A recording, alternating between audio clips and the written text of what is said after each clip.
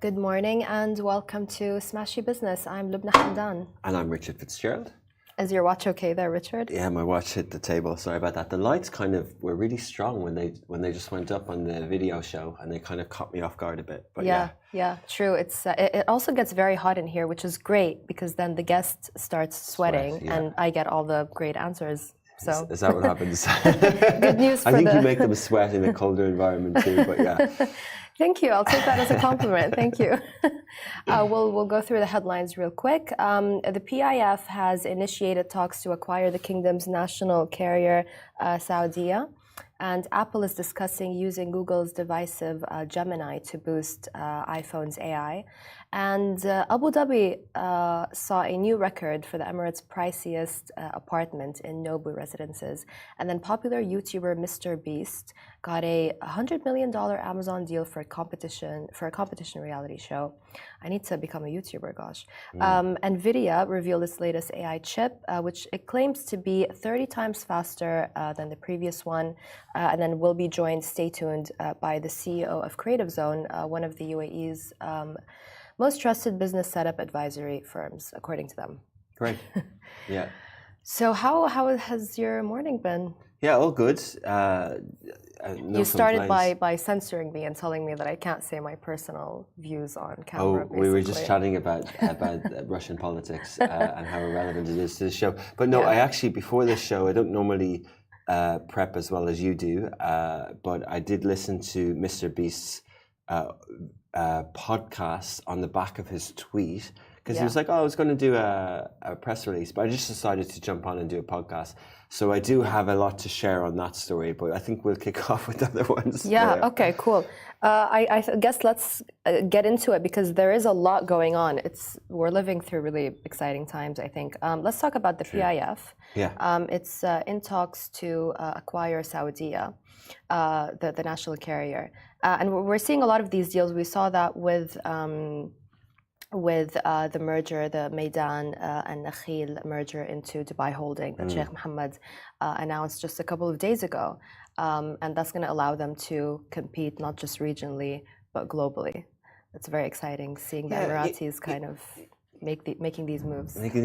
Look, I saw a statistic the other day where it was like, this region has X number of almost $1 trillion sovereign wealth funds. And they were like 900 something billion. There's about 4 or 5 of them. And one of the stats underneath it was that in Saudi, they moved more of the equity from Aramco into the PIF. They just moved about another 150 billion. And that made the PIF from like 700 billion to like 990. So it's as if they're sort of trying to create these $1 trillion funds. And if they're trying to create these massive wealth vehicles, then how is that good for the economy? It probably obviously is. And what does that give you as a country? Because in the past, what countries had was budgets. They had national budgets. They had fiscal policy. They had other types of things that they could do with their budgets. Then they had state-owned assets, such as trains, such as airlines, such as stuff like that. Now, this phenomenon of a sovereign state fund is a new thing. It's a relatively new thing. I don't think Ireland has one. Like, what does America have, right? Right. So this sovereign fund is like, it's capitalism. It's private in a way, although it's government owned, and it just allows you to do all this maneuvering. It puts your national budgets on steroids, for want of a better word. It allows you to do all this sort of stuff. And I think when you said at the start, we're in exciting times. This is the really exciting part, because not only are these $1 trillion funds loaded, they're also super active. Like in the past, Saudi obviously had wealth, and like we're told that like Norway has one of the biggest sovereign wealth funds in the world, but who cares? It's Norway. It's vanilla. It's boring. It's not going to do anything. Just maybe gas in the Baltic Sea or whatever. I don't know. But like, do you know what I mean? And now we've got these like huge, big power play country things going on with. And they can invest in anything. They can buy anything. They can buy tennis for $2 billion just by saying, "Hey, let's do it," and take it or leave it in like a week. While the US wasn't taking them seriously, they've been, building their game and doing all of that. And you said, what does that mean? Well, we're seeing what that means. We're seeing, the shift in Saudi, and what a shift it had been. I mean, nobody really saw it coming this fast. I totally agree. And the airline thing is interesting because when they announced RUH or Riyadh or the Riyadh Air, the purple nice these designs, because that's all we've seen. Which is owned by the PIF, launched last year in March. Yeah. Launched last year in March, announced their celebration of a year recently, yet they haven't flown a passenger, but they're buying up lots of aircraft. And we could go into the Boeing story, which Qatar and talked about that yesterday as well, or recently. But so the airline thing, obviously travel, tourism, national carrier, there's a lot to do with transport, a lot to do with. So the fact that they've gone all in on Riyadh Air, and then the national carrier, which has been around for, I think that was in the articles yesterday, 70 years or something, Saudia. So Emirates is like 25, 30 years. But so the national carrier of Saudi has been around for a while. And in countries, right, when national carriers are kind of state-owned assets that are propped up and usually loss-making, whether it's Alitalia or, lots of different national airlines in countries are struggling, right? British Airways, the German one, Lufthansa, many others. I mean, the British are struggling, full stop. Yeah. It's pretty sad going to London now, isn't it? When you go and you really see the difference. And, even going to London versus going to Doha. Like, I went to London a couple of months back and it was absolutely depressing. But you go to Doha and you really feel like there's so much going on there. So there really has been a shift. Definitely. And, Qatar have their national. But I think we have to look at this strategically. Like, is the Riyadh Air, is that going to be the flag carrier, or is it going to be Saudia? And if it goes on to PIF, because so then we have this whole debate in Saudi is like, do you want PIF to own everything? And if they do, then is it all a monopoly? And how do you stimulate private sector, which is the SME sector? So I think what they're doing is, and I could be wrong, but I think what they're doing is they're having these hero ones that they own to like stimulate activity in the rest of the economy. Absolutely, and I do think you make a great point about startups, because I do still think that people are not taking them that seriously. Even at the Web Summit in Doha, they didn't even have chairs, most of these startups, and it was the same thing with the STEP conference. They give them these little booths. They're kind of almost an afterthought in the background. I'm talking about the really smaller businesses and stuff. I mean, for God's sake, give them a chair or something. Well, I think maybe that's the layout of these events, but I see what you mean. You have to pay for it, I think, and some of the smaller startups don't have that much funding. Yeah, sure. They're there to get the funding so they can buy the fancy. What do you call them? The fancy stands in these places that cost a lot of money. Yeah. But going back to... Maybe make it more affordable. But I guess that's what the CEO of Creative Zone is going to talk to us about as well when he comes in after that. Apple is discussing using Google's Gemini, which is quite controversial. We saw what happened with the photos that depicted historical figures in an inaccurate way, in an insulting way. People were calling it racist. Anyway, Apple is discussing using Gemini to boost iPhone's AI. Google pays $18 billion a year to be Apple's default search engine for Google Maps. And according to Bloomberg, Google might let Apple license and build its Gemini AI engine into iPhone. So Gemini includes chatbots, coding assistants, etc. for anyone who doesn't know about it, which it's hard not to know about it. It's always in the news. It is always in the news, but when's the last time we had an AI regulation story? We don't have any. And like the whole thing is, the reason I bring this up is because the rules have been written now, but the rules have been written by these partnerships and by these investments and by the 7 trillion that Sam Altman is looking for to build his own chips, and by the NVIDIA story. This is what's happening in AI. We're told that the regulation is the thing that's going to figure everything AI out, but partnerships is so important.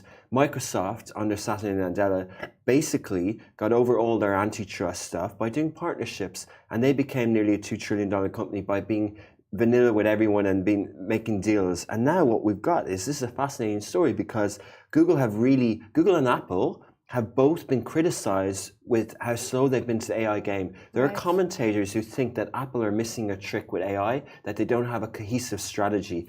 And they're also, as you mentioned, there's been a lot of criticism of how Bard, Gemini, and how Google have sort of muddled their AI launch products. Like it is, Google AI have data for years. Like it should have been the obvious thing that we type into search and to get our AI back. But people are doing it on ChatGPT instead. Absolutely. So, but I think if this works. Because if Apple didn't have their own data to produce a ChatGPT, and if they partner with Google and they plug it together, then think of how difficult Apple is going to make Sam Altman and OpenAI's life on the app device. Yep. And they'll get in trouble for it, but they will default Google's Bard and blah blah blah. And Google also have their own iPhone ecosystem, mobile ecosystem and Android. So this is a very interesting move. And Satya Nadella, again, Microsoft went early to do the partnership with OpenAI, but I think this could be fascinating if they pull it off. Absolutely, and it's funny you mentioned they'll get in trouble for it. They'll also get away with it. Yeah, right? yeah, they tend to. Yeah, it's interesting though, seeing all these companies, all this excitement going on. We saw it with crypto, then they tightened regulations, and then the crypto guys started coming here to the region. I don't know. It'll be interesting. We've got a bit of NVIDIA news coming up, but yeah, interesting. Let's stay on the NVIDIA one, and we can go back to Abu Dhabi. About the allegations. Yeah. So it revealed its latest AI chip. It claims it's 30 times faster. But first, let's talk about the buzz that the CEO created at the conference. It's the annual developer conference. Some people were referencing Steve Jobs. And the kind of, it was more like concert-like, and even the CEO himself said, this is not a concert. Don't think that this is a concert. Yeah. There was a buzz in the air. It's the darling at the moment. He's the new guy, isn't he? Yeah, What's his name? Yeah. His name is, let me get it right here. Huang, I can't pronounce it with a H. Yeah. Yeah, it's... So basically his story is he grew up in, he's from Taiwan. He grew up, he worked, studied and lived in Thailand, and he moved to the US, and he set up NVIDIA. Jensen Huang, yeah. Jensen, sorry, yeah. And he set up NVIDIA in, I could be wrong, but either 1993 or 1999. 1993. Yeah. And he basically built 3 companies over the last 30 years under the same name. Yeah. And did I talk about the name of NVIDIA on the show before? No. So the reason it's called NVIDIA is because NV, they used to save their doc files every time they do something as new version. Oh. And Vidia means envy in Latin. So they were going to be the envy of their competition. Oh. So envy is new version, NVIDIA. And that's it. And I love that ego. That ego in cool, business is crucial. But it's like a Latin word, but it's also unique. And back then, though, they were in the Hewlett Packard competition. They were in the HD. They were in these discs. Like it's very kind of computer compact disc era of the late 90s. Like that's the type of company they were. And now they're a completely different company. So they're a chip manufacturer and they're a data play. They're hardware, and now they've released a new chip. And they're the UAE's third most valuable company, which is... the UAE's or the... the US. The US's third most valuable company. So the new chip is called the B200 Blackwell chip. And they also revealed a new set of software tools as well. It's pretty interesting. I mean, NVIDIA's shares rose 240% over the past year. It's doing really well. Its market value topped $2 trillion last month. It's expecting major customers for both the new chips and the other software. How much do these chips sell for, I wonder? And how did he do his launch last night? What was the... It was the annual developer conference. And it was just the fact that it was like a Steve Jobs-esque show and there was buzz in the air. Yeah. I mean, remember what the NBA and Emirates event happened a couple of weeks ago, and you were there, and you said it was kind of a Tony Robbins type of atmosphere. I mean, people go crazy at these tech events, right? Yeah. So it was like that. It was a bit of buzz. Cool. I think that. So basically, like there was so OpenAI, Sam Altman is software, right? He also invited some robots to join him on stage. Oh. So that's pretty cool. Yeah, yeah. That's interesting. So, but basically, I think what's happening is like, we had a story up over the weekend that UAE might invest in OpenAI because if OpenAI is now a profit company, and but they want to, rather than say Google or whatever, they want to own their own chips. Yep. And they don't want to be the software thing, and for NVIDIA to take all the value in the hardware and the chips. So they need. This is why it's unusual to say someone is raising 7 trillion, because no one's ever raised more than $1 billion, right? Yeah. Or whatever. Like, startups raise money, but they want to raise 7 trillion. Why? Because they want to take on what NVIDIA have built over the last 30 years. So they want to build their own chips. And Sam Altman, as we showed, he spoke on video at the World Government Summit. He was in Abu Dhabi last year at Hub 71. He's obviously cozying up to the region. The region's investing in AI. So they've created a new entity, Abu Dhabi have, MJX, and they want to put up some of that cash of that 7 trillion to basically build not only a software, but a hardware competitor to NVIDIA. Absolutely. It'll be exciting to see. We're running short on time. Shall we move on to the Abu Go for Dhabi it. story? As we're talking about Abu Dhabi, Because I feel like we can talk about this forever. Nobu Residences in Abu Dhabi set a new record for the Emirates' most expensive apartment. Richard, it's only 1,430 square meters, and it sold for $37 million.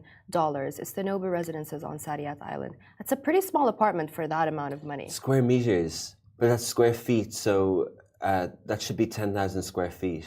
That's like a 3 or 4 bed. 3 or 4 bed for $37 million. $37 million. That's not. I mean. Yeah. So it's a 3-bedroom penthouse, by the way. It has its own private pool. It occupies an entire floor, etc. But I don't know, for 37 million, is that not expensive, or is it just me? Have I watched too many real estate shows? I've watched Selling Sunset, $1 million listing in New York, and I don't know. What they're doing down for there, an Abu Dhabi apartment, especially. Yeah. Well, no insult to Abu Dhabi.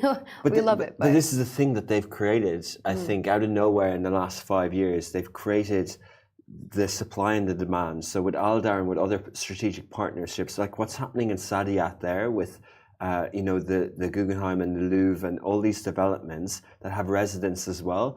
And now there's a wider trend of like hotels having residences, but now we see Nobu having residences. But so I wonder who bought it. Well, this is what I was going to say. They've created the supply and the demand. The billionaires are buying there. We keep being told not to publish because they want privacy. But the likes of Bill Gates, Naguib Suarez, these people are just buying places there. Ray Dalio has a place there, right? Like, so these like the super 1% of the elite of the world. So that I think that's why they're 37 million to them isn't a lot, right? Yeah. There's also a Russian singer who is building a house on the Palm, apparently. Anyways, we'll move on to that. You'll be covering that one later. But yes. I think we have to move on. Sorry. Popular YouTuber Mr. Beast has gotten a $100 million Amazon deal for a competition reality show. I kind of hate this guy because he's 25 years old. He's an American YouTuber. Jimmy Donaldson. That's his name. He said, it's interesting, you said he didn't want to do a press release. He just went on Twitter, made the announcement for the show, and then did his own podcast. Yeah, he joined some guys. Press release should be dead by now anyways. Yeah, just come on the Smashi Business Show, yeah. Yeah, exactly. Stop paying PR agencies, pay us. Exactly. But no, I totally get it. So you undersold him. Like, he's not the popular YouTuber. He's the biggest YouTuber in the world. He is. More than any media company, more than any singer, more than Drake, more than anyone. Yeah. Okay, I see you're a fan. So he has almost 240 million subscribers on YouTube, just to give people some context. Yeah, no, I wouldn't say I'm a fan. It's just a commentary, because what I was listening to is so basically I think what's happening here is old media streaming services have been doing production budgets for a long time, and now they're realizing that the influencers have the power, so they're partnering with them. But there's a question mark. What you can do with your edit on YouTube, does that work on a streaming service? and he isn't sure. So he talks about the production changes because he's a YouTube master. In his podcast. Yeah. Okay. And what also we see with Netflix, they're trying new creative things. So they did a live tennis match, but now they're doing a boxing match between Logan Paul, an YouTuber, and Mike Tyson, and they're doing it as a one-off event. People are laughing at it, but it's getting a lot of buzz. Yeah. And so Amazon Prime have kind of come in here, and they can pay billions to get NBA and NFL, but they're going, hey, Mr. Beast, just like Spotify gave Joe Rogan a lot of money. And on the podcast, he kind of drops it. It's like a $100 million deal. A $100 million deal mightn't be cash for him. He reinvests everything else. But he hasn't revealed how much each episode is going to cost, because it's going to be about 10 episodes, right? And it's going to be 1,000 contestants with $5 million prizes. And he said he might even build a city to make the episodes.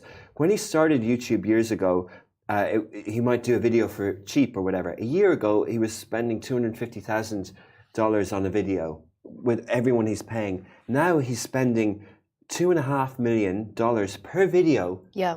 To YouTube, and because he's got that amount of subscribers, he makes the money back through rev share, 50%. Yeah. So apparently he earns between $600 million to $700 million a year, but he doesn't consider himself wealthy and says he reinvests everything. Every penny, and he lives in the house beside the studio, like he's very basic. I respect that. I really do respect that. I just don't know how he got the highest number of subscribers in YouTube's history, 240 million, by doing videos like reading every word in the dictionary, counting from 0 to 100,000 for 40 hours straight, and curing 1,000 people's blindness. That's just one of the titles of the videos. I mean, is that what we've come to? I don't know. I'm actually listening to Like, Comment, Subscribe, a book about YouTube came out about a year ago, and it just talks to the start of it. I think we need to understand youth and YouTube and people like Mr. Beast a bit more. But just going back on that, so I think it summarizes America, though, doesn't it? It summarizes America, because America likes to make I'm not going to use the word stupid, but not very intelligent people famous. Okay. Right? Like the Kardashians built an empire. They've got a lot of money. They've made a lot of money. I mean, the world populist media anywhere in the world can make stupid people famous. Yeah. But also define stupid, like, and who wants to be famous? But going back to the YouTube phenomenon and just where we are in media, it's like people have high brows over types of content, and they're like, oh, it's not good enough. But actually, people like relatable content, and he knows. He doesn't do crappy content now. He did at the start, like counting to whatever, but now is the creativity that goes into his shows and the production.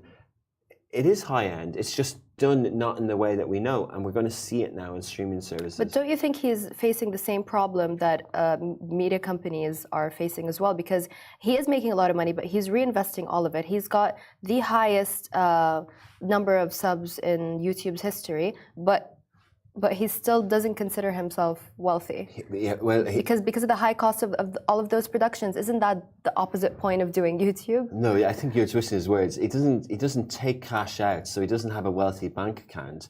But there are people who would value him at billions of dollars because he's got Feastables, the chocolate brand. He's got the burger chain, and which he sued.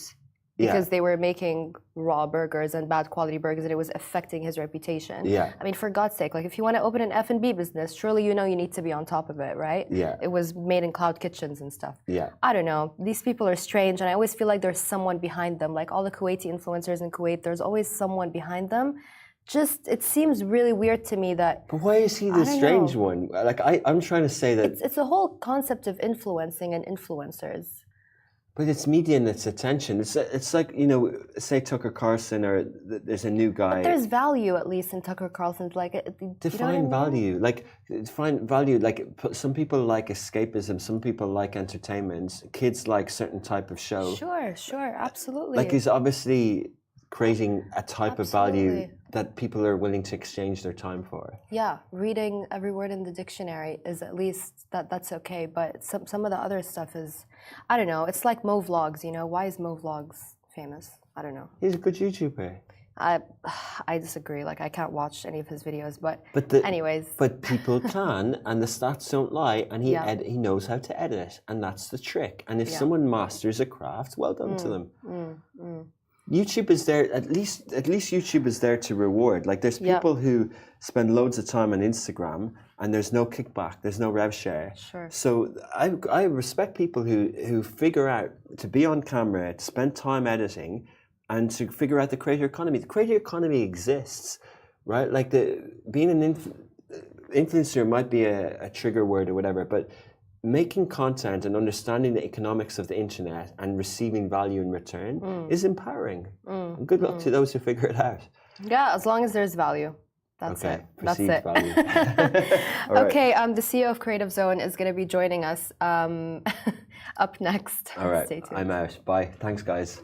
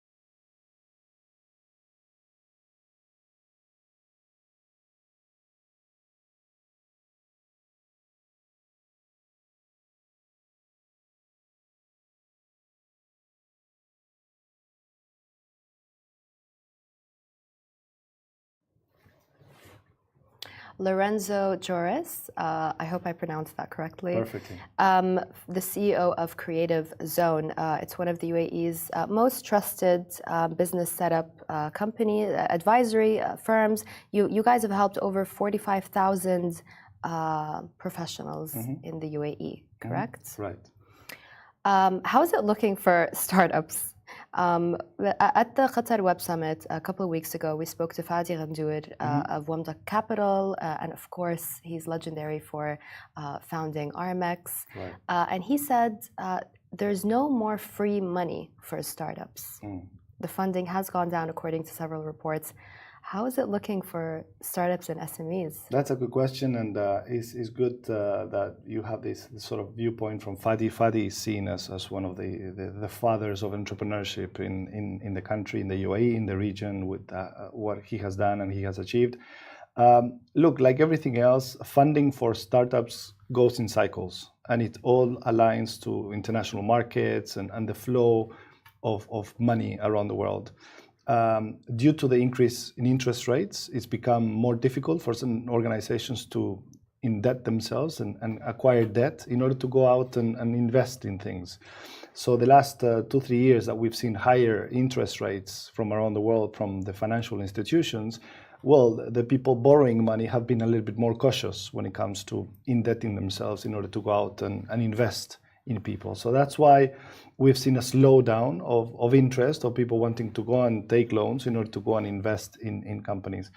Nonetheless, there's also a bit of a balance that one needs to analyze, which is the ones that do have money know that they can invest in startups with future growth potential, because the other part that they are analyzing is, what do I do with my money? Sure. Do I invest it and put it in a fixed deposit? And nowadays you can get anything between 5 and 5.5%, which is quite a secure thing, and that's why it's high interest rates. So those that have money are going into secure things because are giving high interest rates. Those that don't have money, if they go and get themselves into loan and debt, it is quite expensive for them to do it. So the risk reward for what they are investing into possible startups sort of diminishes. So that's why this is what Fadi is talking about. It's kind of dry out there, but still, the UAE, it's a capital exporter of the world, and there's always money for good startups and good stories. Is it dry for Creative Zone? Well, we have different divisions of businesses. We don't mainly invest in startups. We're actually... You help them set up their businesses, correct. Though. So we are the largest corporate service provider in the region. We have offices in Qatar, UAE, and Saudi Arabia. Overall, we're about 250 employees, and we help set up about 300 new companies a month overall. This we do it by providing corporate service solutions, where we assist individuals, investors, startups, entrepreneurs, or bigger companies to acquire a business trade license through one of the free zones or the mainlands of any of the 7 Emirates. And we also help them acquire residency visas, open bank accounts, deal with their compliance and regulation. That today, this is a big topic since the UAE has managed to come out of the grey list from PIF.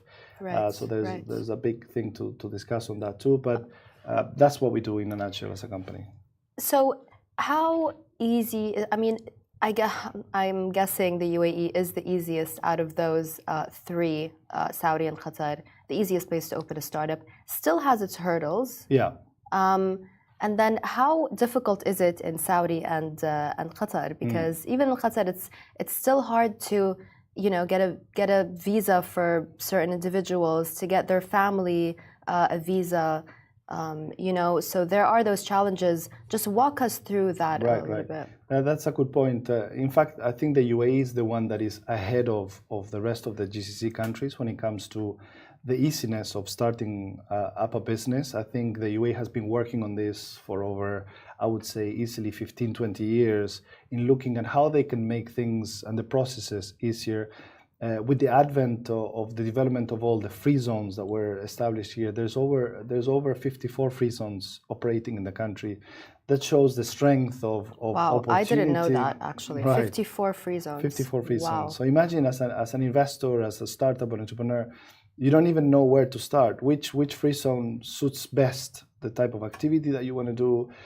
Some of them overlap each other, and it's a matter of you understanding which jurisdiction will give you a little bit more of what you're looking for in terms of either support or visibility or whatever it is that you're looking for.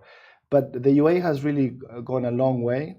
In fact, Sheikh Mohammed bin Rashid Al Maktoum, ruler of Dubai, has recently announced the launch of a new portal called Set Up Dubai. we are very proud that about 2 years ago, as a company, we launched Set Up Abu Dhabi privately in collaboration with the government of Abu Dhabi. Nice. And we created a portal that sort of facilitates the entire journey of one individual or startup or entrepreneur starting up a business, that starts from acquiring a trade license, getting all the needed extra things that a startup might need in terms of regulation in certain government departments and permits, then visas, bank account opening, and so many other areas. But to your question, the UAE has really come a long way compared to Qatar and Saudi. Saudi is just at the beginning of things, starting up. Saudi is, we call it 15 years of the late? UAE, yes, Yes. than the UAE. At least they've arrived on the scene, you know? Yeah. Late but worth the wait. Yeah, indeed. That's what I always say, because I'm always late for everything. Okay, so what about Qatar then? Yeah. There's Qatar is a bit of an in-between. I think the thing with Qatar is that they're in a position that they're not, I wouldn't say they're not needing to make it that I was just going to say, do they really need it? They have certain, there are no, I wouldn't say limitations, but they're not a country that they're seeking investment to come in. They're not seeking entrepreneurships to come. Yeah. They have limitations, geographic limitations. They are a small country. They don't need, a lot of, so they know what they're dealing. They want to aim at, the creme de la creme of the investment. They don't want anybody just to come in and enter the country. Sure. Nobody wants to talk about the Russians, Okay. but there is an influx of Russians. Yeah. How much is the demand? How much of your customers are Russians? How much have you seen from that? We've seen a drop of the Russian market over the last 6, 8 months, 9 months. I think the Russian market was very hot for all of us in the UAE, in the real estate industry, but even for us as corporate service providers, we've seen a lot of Russian new investment and new investors, especially new families. We've seen a lot of middle to high to very high income Russian families moving to Dubai. Yeah. And they all needed things. They needed property, they needed to set up a business, they needed to acquire residency visas. So we had a massive influx of Russian clients, I would say about 1.5 years ago. It started 2 years and a half ago with the conflict.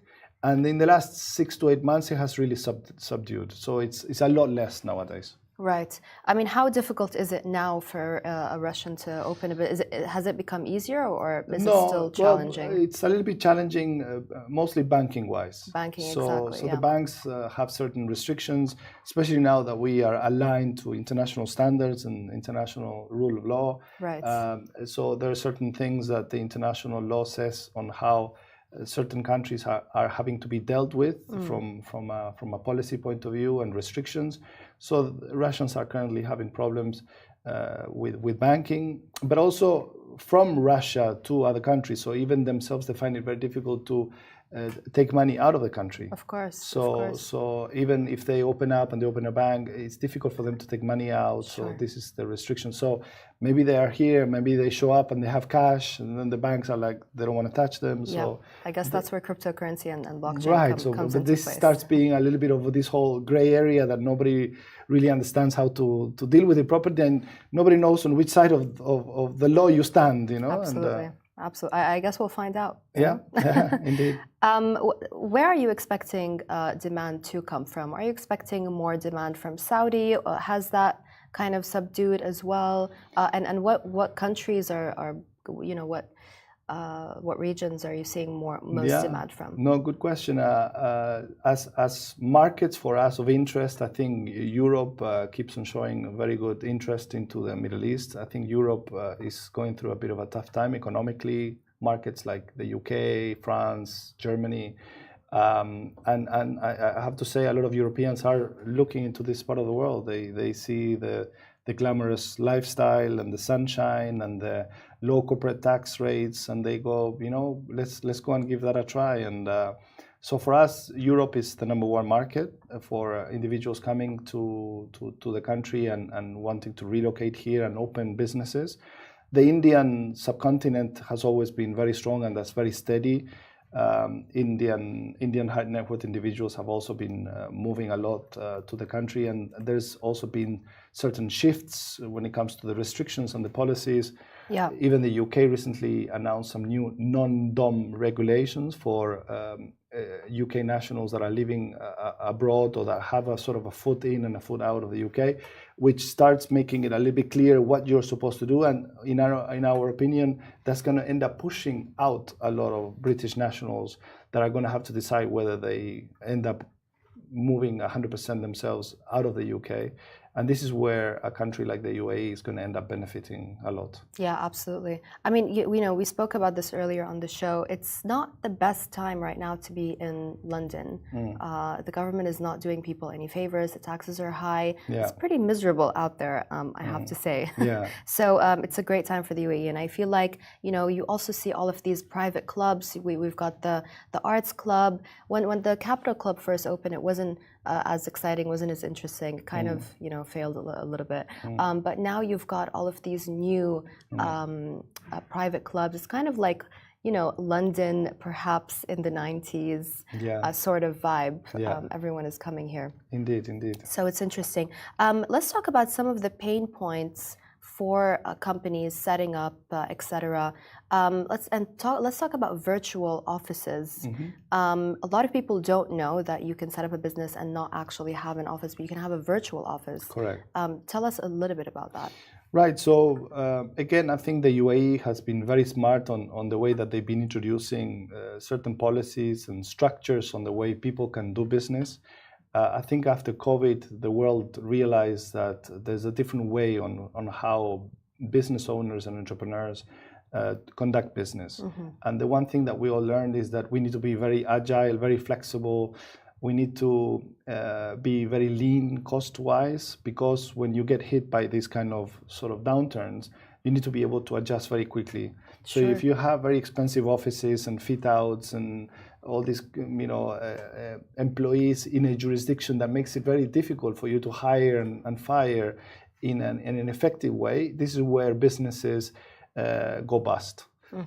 So the UAE has introduced very attractive measures. So we have a type of client that we call them the nomad entrepreneurs. These are people that are traveling around the world, that they're doing business. And nowadays you have more and more of these, even social media influencers and marketing agencies, that they work out of their briefcases and suitcases, and they're living in Bali and moving around, and they do pass through London, and they come through Dubai, and they live in Asia and so on.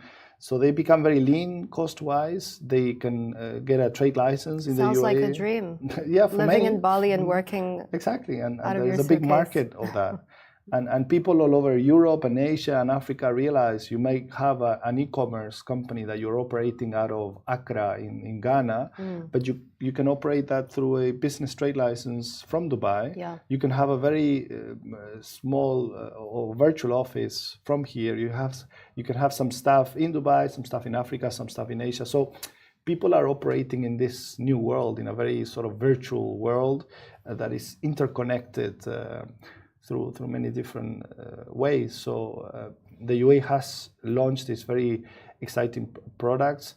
The same way people used to complain, back in 2008, 9 and 10, when we had our crisis and a lot of people left the country because they had issues with their residency visas. The government said, let's change this. Let's give people their golden visa so that they feel that they're part of this country. So that there is a downturn, you don't need to be scrambling to go and get yourself another job within 30 days, because if not, you are supposed to leave the country. Yeah. So Yeah. this is where the government really adapted a lot of the policy, and this is the results of what we see now. Definitely. What are some of the challenges for you as an advisory company, helping these companies? What are your challenges as Creative Zone? I think, look, we love what we do on the day-to-day, and the more complex the environment, the better it is for us, because we're there to, solve people's problems. headaches, and this is where we come in. So I would say the challenge is that remaining updated constantly with the changes to the law and the regulation and little things. One day a certain type of nationality gets a little bit more complex to organize a visa. And so how you advise your clients on the day-to-day regulation is what people appreciate the most. If you have someone that is going to come and set up a business and certain type of nationalities having issues with visas, well, it's up to us to inform the client so that not they do everything, they set up a business and like this, or the Russian case, and then later on the poor guy cannot open a bank account, right? So it's about keeping abreast with all the changes to the regulation. I would say that's one of the main things. All the crypto guys are coming to Abu Dhabi, they're coming to Dubai because of the tightening of US regulations on crypto. Are we expecting the same thing with AI? Because it is an emerging industry as well. Are we expecting them to come here as well? Definitely, I think. Are you seeing any kind of demand from AI companies? 100%.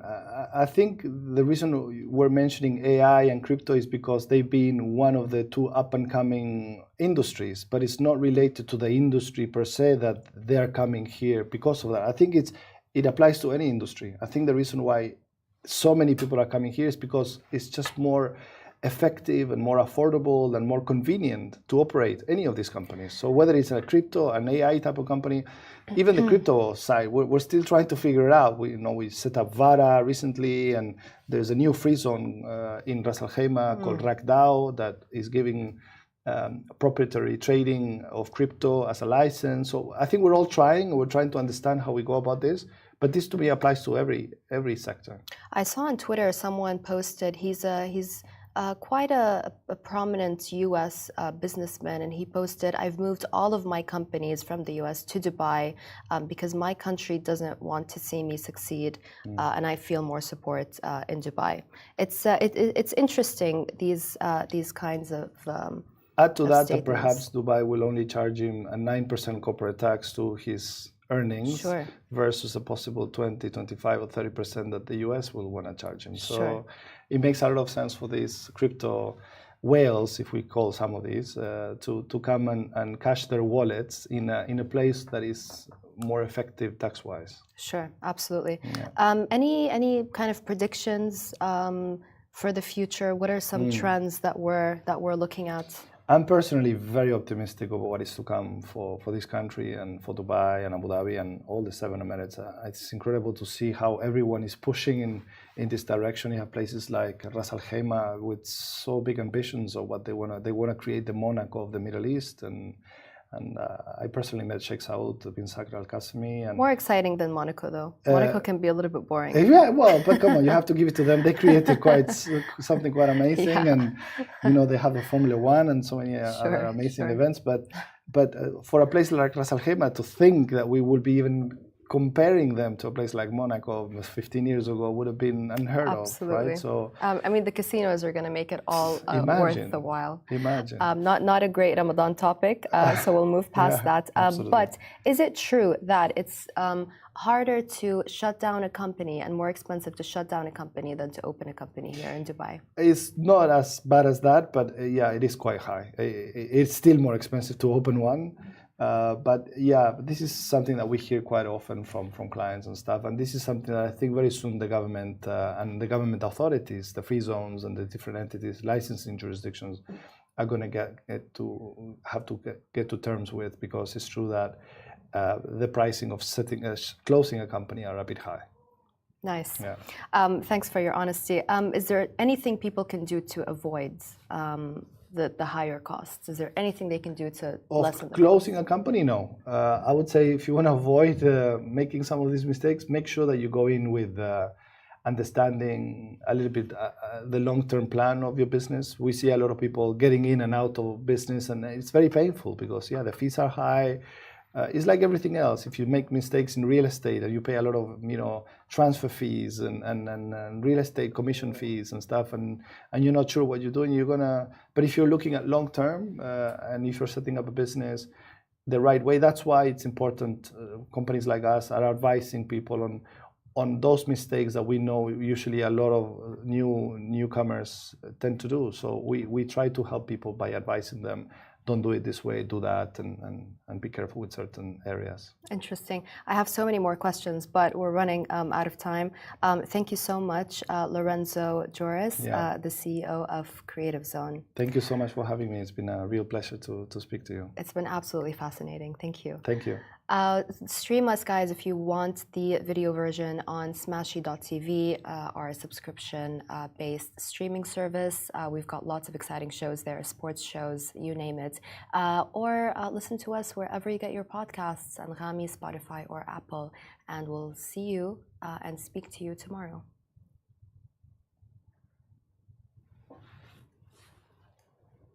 Great.